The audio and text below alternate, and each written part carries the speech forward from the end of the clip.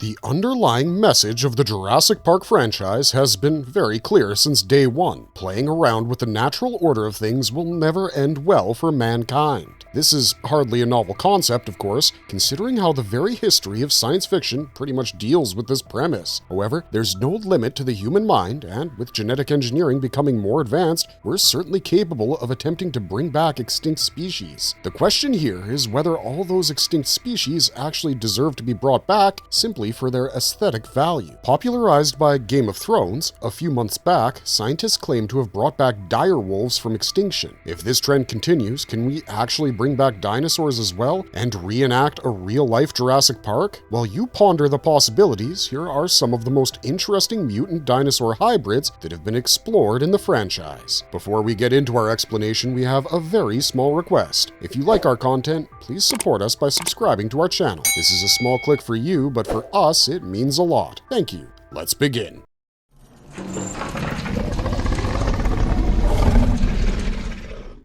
Indominus Rex, Jurassic World, 2015. The primary antagonist of the 2015 movie Jurassic World, this female is a lethal and aggressive hybrid created by bioengineering the DNA of several theropod dinosaurs as well as some modern animals. She and her sibling were supposed to be new spectacles at Jurassic World, but InGen covertly intended for them to work as weapons for future wars. However, Indy, as she's known by fans, killed and ate her sibling before going on a rampage around the park, proving exactly why some species are better off extinct. The DNA of several dinosaurs, such as the Tyrannosaurus Rex, which was the base genome, the Velociraptor, the Carnotaurus, the Gigantosaurus, the Majungasaurus, Rugops, and Therizinosaurus, was used to create Indy. In addition, the DNA of some modern animals like cuttlefish, pit vipers, and tree dart frog were also used. She was designed to be the most dominant dinosaur among all that existed, with superior intelligence and size. She looks like a really large albino Tyrannosaurus Rex, but has longer arms like those of a Velociraptor. However, upon closer inspection, it becomes strikingly clear that she's a hybrid with the rugged horned head of a Carnotaurus. She has some very sharp and gnarly teeth, which led her mouth to bleed a lot as they grow in haphazard directions and crack due to some of the underlying imperfections in her design. As her body is covered in osteoderms, she is pretty much bulletproof, but bigger artillery like rockets can certainly knock her down at the least. Bites from other velociraptors and adult T-Rexes could also penetrate her skin. While Indy is certainly an apex predator, she exhibited symptoms that were not generally congruent with other predators. She didn't just kill to eat, she killed for sport. She's depicted as heartless, dangerous, violent, sadistic, and feral, much like a dinosaur psychopath. Her strength and agility may be her main weapons, but what really drives her is her high intelligence that allows her to plan for events in advance and even manipulate humans into helping her. Initially, everyone believed that she was simply destroying everything on instinct and perhaps wanted freedom. It became very obvious after a while that she considered the entire rampage nothing but fun, as she killed other dinosaurs and didn't even eat them. She even played with her prey and pursued Zack and Gray Mitchell relentlessly, knowing well that the two young boys posed no danger to her whatsoever. Indy's behavior was certainly affected by her unstable genetic makeup and due to her receiving negative treatment. While the scientists behind her considered making her the ultimate weapon based purely on physical attributes and some degree of intelligence, they probably failed to realize that the combination of DNA would not only heighten her brain capacity, but also make her sociopathic. Due to her nature, she was abandoned in her padlock without any actual interaction with other dinosaurs. The crane that brought her food was the only positive relationship she cultivated. All these combined to have a disastrous impact on her mental health, converting her into a ruthless killer who was loyal only to herself. Intriguingly, while she killed both dinosaurs and humans, she seemed to have a special kind of hatred for the latter and often chose to kill them over her own kind. Her intelligence was superior enough to manipulate Owen's raptors into turning against him, demonstrating her abilities as an alpha. Many fans believe that Indy's very existence meant that she would one day become feral and cause incomprehensible damage. However, putting aside the flaws in her DNA, had she received positive treatment growing up, she could have still been controlled to some degree. She was always considered too dangerous and thus isolated from any kind of nurturing contact, which certainly played a part in what she became. What set her apart from every other dinosaur in the park was definitely her enhanced intelligence. She was able to fool humans more than once. The DNA of Carnotaurus allowed her to gain camouflage skills, which she used to blend into her surroundings seamlessly and attack at the opportune one moment. The tree dart frog DNA allowed her to drop her body heat so she would not be detected by heat-sensitive cameras. Pit viper DNA allowed her to have night vision as well.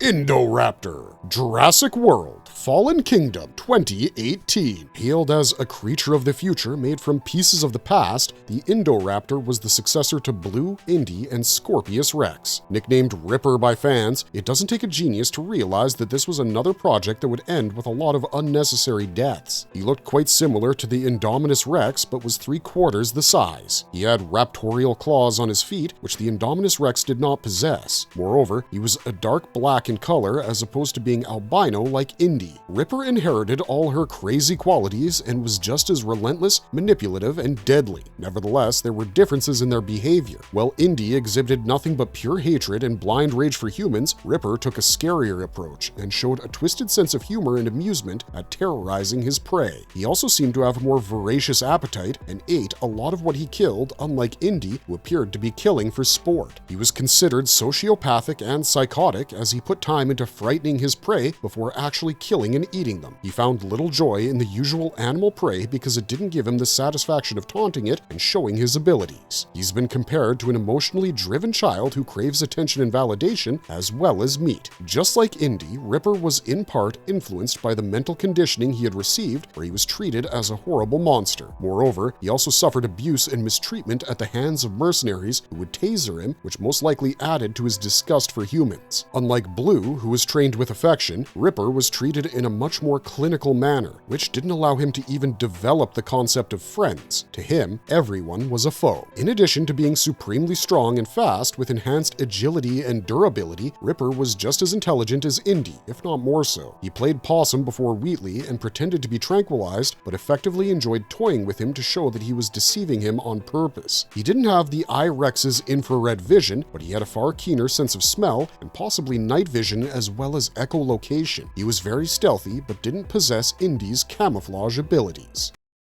Scorpios Rex, Jurassic World Camp Cretaceous, Netflix series. Codenamed E750, the Scorpios Rex was a prototype held captive in the secret tunnels of InGen on Isla Nublar until it escaped. The first of its kind was created by Henry Wu, while the second was asexually reproduced by it. It was medium-sized, smaller than Indy, but bigger than Ripper. It possessed the DNA of the Carnotaurus, Velociraptors, Tyrannosaurus Rexes, tree frogs, and scorpionfish. With charcoal black scales, it looked heavily deformed and grotesque, making it unfit for display. A disgusting feature was the presence of venomous spines on its tail, neck, and elbows thanks to the scorpionfish DNA. Like most of Wu's hybrids, it had opposable thumbs and grasping talons. It possessed infrared vision and could reproduce asexually due to the frog DNA. Considering that the physical growth in this species was very rapid, the population could have increased drastically had measures not been taken. The Scorpios Rex showed signs of respiratory and neurological disorders and could shift from a sense of peace to one of aggression very quickly. Its respiratory issues were compared to that of a pug, characterized by forceful breathing. Despite these, it was a force to be reckoned with and had qualities consistent with the Indominus Rex. It killed indiscriminately and not always for food.